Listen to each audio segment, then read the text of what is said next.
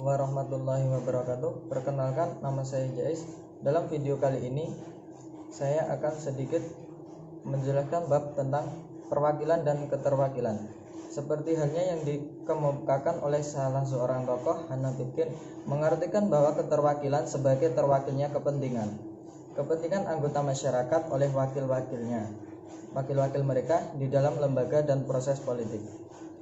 Bitkin mengartikan bahwa keterwakilan sebagai terwakilnya kepentingan anggota masyarakat oleh wakil-wakil mereka di dalam lembaga dan proses politik. Bitkin mengasumsikan bahwa representasi memang memiliki arti yang diidentifikasikan dan diterapkan dengan cara yang berbeda, serta ditemukan dalam konteks yang berbeda. Sejak abad ke-17 epistemologis, representasi diartikan sebagai menghadirkan kembali. Hannah Bitkin mengklarifikasikan menjadi 3 representasi, yaitu yang pertama, representasi substantif adalah ketika wakil bertindak untuk yang diwakilkannya. Contohnya seperti DPR mewakili kaum buruh atau rakyat.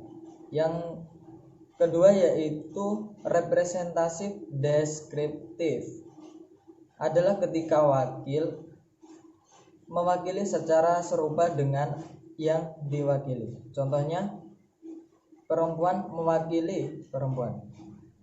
Yang ketiga yaitu representasi simbolik, adalah ketika yang mewakili merasa mewakili karena kesamaan budaya dan etnis. Keterwakilan secara substansial dapat mengatasi keterwakilan yang bersifat deskriptif.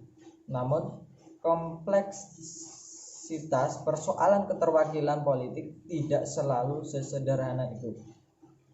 Bukan hanya karena persoalan diwakili atau tidak, tetapi juga dalam beberapa hal secara objektif hanya orang yang berasal dari kelompok masyarakat tertentu. Dalam proses perwakilan politik, setiap wakil perlu menentukan posisi terhadap wakil ketika ia terlibat suatu pemutusan masalah. Di dalam proses pemutusan masalah tersebut mengatasnamakan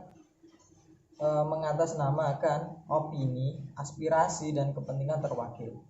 Ide tentang raja yang bertindak atas rakyat dan berusaha membangun kesejahteraan terbentuk di masa Romawi, Dari abad ke-13 ide tersebut mulai diterapkan dalam kehidupan yang lebih luas, yaitu di lembaga peradilan. Dalam perjalanannya, konsep perwakilan terkait erat dengan pertumbuhan kelembagaan, perkembangan pemikiran mengenai lembaga tersebut, dan perkembangannya epistemologi. Konsep perwakilan berkembang pertengahan abad ke-16 oleh pemikir Thomas Hobbes dan Emil Durkheim. Lebih seabad kemudian, 1974, kedua pemikir ini memasukkan unsur baru dalam konsep perwakilan, yaitu tentang kebebasan wakil dan menentukan sikap terhadap terwakil. Konsep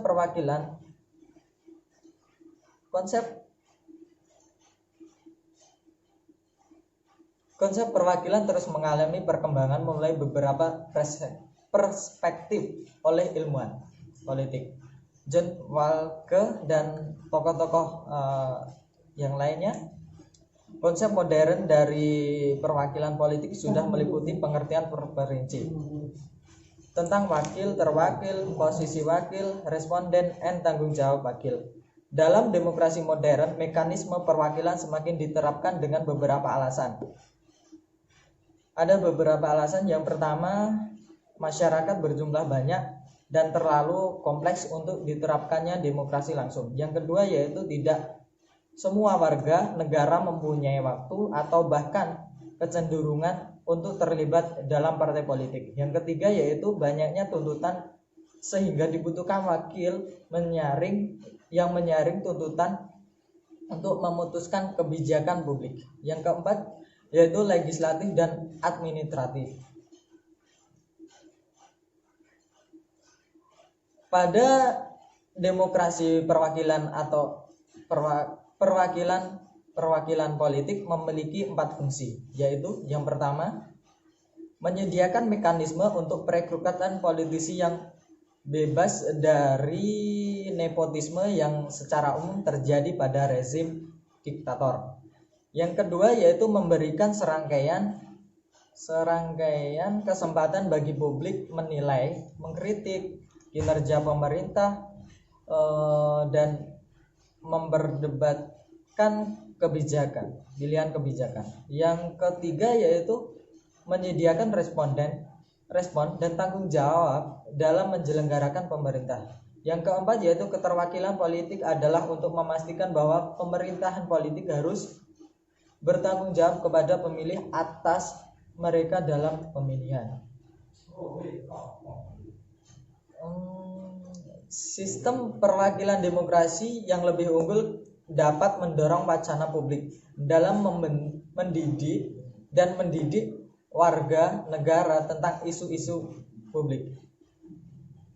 Dan cukup sekian sedikit pemaparan materi tentang perwakilan dan keterwakilan. Bila banyak kesalahan saya mohon maaf. Assalamualaikum warahmatullahi wabarakatuh. Mahasiswa rakyat miskin